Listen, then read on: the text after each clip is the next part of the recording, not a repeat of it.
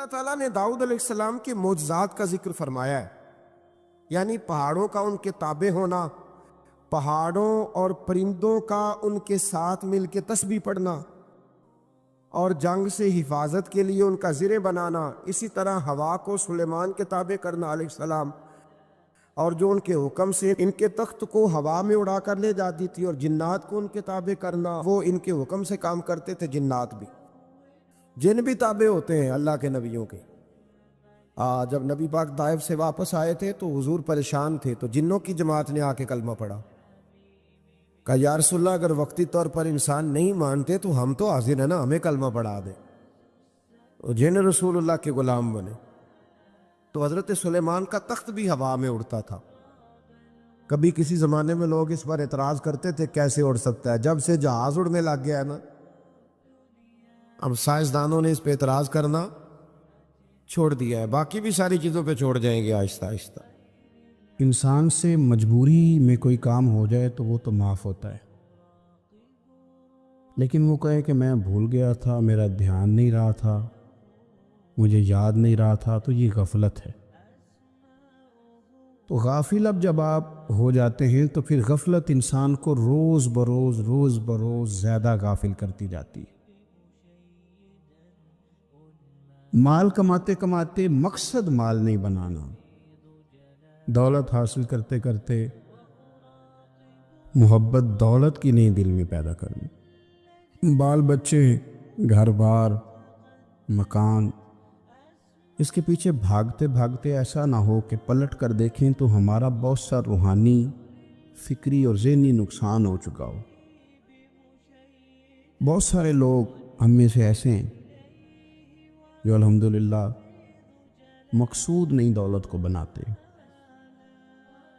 جن کا مقصود رزق حلال ضرور ہے، لیکن وہ اس کو اپنے ذہن پہ سوار نہیں کرتے، صرف دولت کی ہو کے زندہ نہیں ہے، وہ اللہ کے بندے بن کے زندہ ہے، رسول اللہ صلی اللہ علیہ وسلم کے غلام بن کے فخر محسوس کرتے۔ دولت کی طرف جتنی زیادہ ہماری توجہ ہو گئی ہے اور مال کی جانب جتنا زیادہ ہمارا ذہن ہو گیا، سارے رشتے مال میں تلنے لگ گئے، ہر چیز کو اسی عینک سے دیکھا جانے لگا ہے۔ اللہ تعالیٰ نے قرآن مجید میں ارشاد فرمایا کہ یا ایھا الذین آمنوا لا تلھکم اموالکم ولا اولادکم عن ذکر اللہ، اے ایمان والو تمہارا مال اور تمہاری اولاد تمہیں اللہ کے ذکر سے کہیں غافل نہ کر دے۔ اولاد بھی تمہاری ہے، مال بھی تمہارا ہی ہے، رہے گا بھی تمہارے پاس، لیکن اس کی موجودگی میں غافل نہ ہو جانا، غافلوں جیسی زندگی نہ بتانا۔ جو لوگ سڑک کو منزل بنا لیتے ہیں وہ رستے میں رہ جاتے ہیں۔ سڑک جو ہوتی ہے وہ راستہ ہوتی ہے، منزل نہیں ہوتی۔ یہ جو رزق ہے، دولت ہے، مال ہے، اولاد ہے، یہ تو سارا رستہ ہے اللہ کی طرف جانے کا، کہ تھوڑا سا رزق حلال کمائیں، کمر سیدھی ہو جائے، اور پھر ہم اپنے رب کریم کی عبادت کریں۔ ہم رزق حلال کمائیں تاکہ ہم ہاتھ پھیلانے سے بچیں، اور ہم اللہ کے بندوں کی ضروریات کا خیال کریں، دین کے کاموں میں اپنے آپ کو مشغول کریں، کچھ نہ کچھ اپنا حصہ پیش کریں۔ یہ مقصود تھا، یہ منزل نہیں، یہ تو صرف ایک رستہ تھا۔ ہم نے اب کیا کیا ہے کہ یہی چیز ہماری منزل بن کے رہ گئی ہے۔ رات پیسے گننا، سویرے اٹھ کے پھر گننا شروع کر دینا، پیسوں میں رشتوں کو تولنا، پیسے کے ساتھ ہی اپنے آپ کو ہر وقت لگائے رکھنا، الجھ کے رہ گئے ہیں لوگ، الجھ کے، اور پھر کوئی بندہ جیت نہیں رہا۔ ہمارے دادا بھی یہی کہتے تھے کہ کچھ پیسے کمانے ہیں تاکہ بچے پال لوں، یہ کہتے کہتے چلے گئے۔ ہمارے ابا بھی یہی کہتے تھے، پھر اس کے بعد ہم نے بھی یہی بولنی شروع کر دی ہے، تو جیتا تو کوئی بھی نہیں، جیتا تو کوئی بھی نہیں۔ مال کو ضرور حاصل کرے۔ حضرت بہاءالحق نقشبند بخاری رحمۃ اللہ علیہ فرماتے، میں نے مینا کے میدان میں ایک نوجوان دیکھا جو لاکھوں کا کاروبار کر رہا تھا، لاکھوں کا، دیناروں کا کاروبار کرتا تھا، سونے چاندی ہیرے جواہرات کا کام کرتا تھا، لیکن فرماتے میں نے اس کے دل پہ نظر ڈالی، لاکھوں کا کام کرتا تھا پر اس کا دل ایک منٹ کے لیے بھی اپنے رب کی یاد سے غافل نہیں تھا۔ ہر وقت اس کا دل اپنے مالک کی یاد میں مصروف تھا، ہر وقت۔ ارشاد فرماتے ہیں کہ میرا شروع میں اس کے بارے میں گمان یہ تھا کہ دیکھو یہ شخص کیا کر رہا ہے، پیسہ کما رہا ہے، دولت کے چکر میں پڑا ہوا ہے۔ فرماتے ہیں کہ پھر میں نے ایک اور منظر دیکھا، ایک اور رنگ میں نے دیکھا کہ وہ کما رہا تھا، اور پھر اختتام حج پہ میں نے دیکھا کہ جو کمایا تھا سارا اللہ کے بندوں پہ خرچ کر رہا تھا۔ آپ اور میں، ہم نے دیکھنا صرف یہ ہے کہ کہیں ایسا تو نہیں ہے کہ دولت میں الجھ گئے۔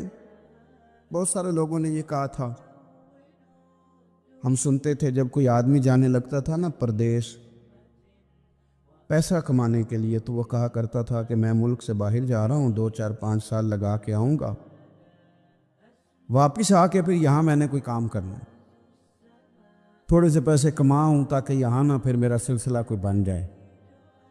وہ 3 سال لگانے گئے تھے پر 30 گزر گئے ہیں، لوٹ کے واپس کوئی نہیں آئے۔ وہ 4 سال کا کہہ کے گئے تھے پر سال 40 ہو گئے، لوٹے نہیں۔ کیوں نہیں لوٹے؟ اس لیے کہ پہلے مفاد چھوٹا تھا، خیال یہ تھا کہ تھوڑے سے پیسے آ جائیں گے، بچوں کا خرچہ چلنے لگ جائے، فیسیں پوری ہونے لگ جائیں، اور مجھے کسی سے مانگنا نہ پڑے، تو بس پھر میں کامیاب ہوں۔ یہ طے کیا تھا۔ اس کے فوراً بعد پھر جب باہر گئے تو خیال آیا کہ نہیں، صرف پنکھے کا نہیں، اے سی کا بل بھی دینا پڑے گا۔ پھر تھوڑا اور آگے بڑھے تو خیال آیا کہ چھوٹی گاڑی پہ گزارا نہیں ہوتا، بڑی گاڑی نہ لے لیں۔ پھر خیال آیا کہ بڑی گاڑی لی ہے تو یہ تو اندر کھڑی نہیں ہوتی، سامنے والا پلاٹ مل جائے تو ذرا گراج اچھا بن جائے گا۔ پھر الجھتے الجھ گئے دوستو۔ پھر نہ مالک حقیقی کی جانب وہ نظر جو ہماری ہونی چاہیے تھی نہ رہی۔ ذوق سے نماز پڑھتے تھے، پھر ہماری نمازیں مختصر ہو گئیں۔ ہم سویرے اٹھ کے ذوق سے قرآن پاک پڑھتے تھے، پھر وہ وقت بھی ہمارا دفتر کی تیاری میں لگ گیا۔ رات درود شریف پڑھتے تھے، لیکن وہ بھی سارا ہمارا حساب کتاب میں وقت گزر گیا۔ ہم نے یہ سمجھا ہی نہیں کہ دولت کارخانہ نہیں دیتا، دولت سیٹ صاحب نہیں دیتے، دولت آپ کو آپ کی فیکٹری نہیں دیتی، دینے والے تو رب کریم کی ذات ہے۔ تو جہاں سے آنا تھا وہاں توجہ دینی چاہیے تھی کہ جہاں صرف ایک سبب تھا، ذریعہ تھا۔ حضرت اویس کرنی رضی اللہ تعالیٰ عنہ، ہمارے صوفیاء میں ایک لفظ بولا جاتا ہے فقر بوذر، یعنی کچھ لوگ ایسے ہیں جو سیدنا ابو ذر غفاری رضی اللہ تعالیٰ عنہ کے طریقے پہ چلتے ہیں۔ ایک لفظ بولا جاتا ہے فقر بوذر، کچھ لوگ فقر بوذر کے قائل تھے، اسی مزاج کے قائل تھے حضرت سیدنا اویس کرنی رضی اللہ تعالیٰ۔ ان کے ذہن میں ایک بات بیٹھ گئی تھی کہ یار دینے والا اللہ ہے، دینے والا عزت بھی اللہ دے گا، رزق بھی اللہ دے گا۔ بلکہ امام غزالی رحمۃ اللہ علیہ نے تو حدیث لکھی ہے، آپ فرماتے ہیں کہ نبی پاک صلی اللہ علیہ وسلم نے فرمایا جس نے بندوں سے عزت تلاش کی رب اسے رسوا کر دے گا۔ جو سیاست کر کے عزت حاصل کرنا چاہتا ہے، جو اس طرح کا ماحول بناتا ہے کہ میں کوئی ایسے کام کروں کہ لوگ میری واہ واہ کریں، لوگوں سے عزت کا حصول کرنے والے کو رسوا کر دیا جاتا ہے۔ عزت دراصل وہی ہے جو رب کریم عطا فرماتا ہے۔ میرے عزیز دوستو، آپ اپنی توجہ، دل کی توجہ، روح کی توجہ اپنے مالک کی جانب جب کر لیتے ہیں، غفلت کا پھندا اتار دیتے ہیں، اور ہر وقت غلبہ رکھنا پیسوں کا، ہر وقت اسی میں سوچنا، اسی میں محو ہو جانا، پھر آپ کا ذہنی نقصان ہوتا ہے۔ پھر آپ کی روح جو ہوتی ہے وہ بے چین رہنے لگتی ہے۔ پھر ایسے بھی غریب دیکھے جن کے پاس پیسے ہیں، پیسوں کے علاوہ کوئی شے بھی نہیں۔ پھر ایسے بھی تنگ دست دیکھے کہ جن کے پاس جائیدادیں بڑی ہیں پر ان کے پاس رات کو سکون سے سونے کے لیے وقت کوئی نہیں۔ عزیز بھائی، حضرت اویس کرنی رضی اللہ تعالیٰ عنہ کی ملاقات ہو گئی حضرت حرم بن حیان کے ساتھ، یہ بھی تابعی ہے۔ تو حضرت حرم بن حیان رحمۃ اللہ علیہ کہتے ہیں یہ نا ہم تو خیر بڑی ساری باتیں سنتے ہیں تو نصیحت نہیں نہ حاصل کرتے، ویسے بھی یہ دور تقریریں سننے کا ہے۔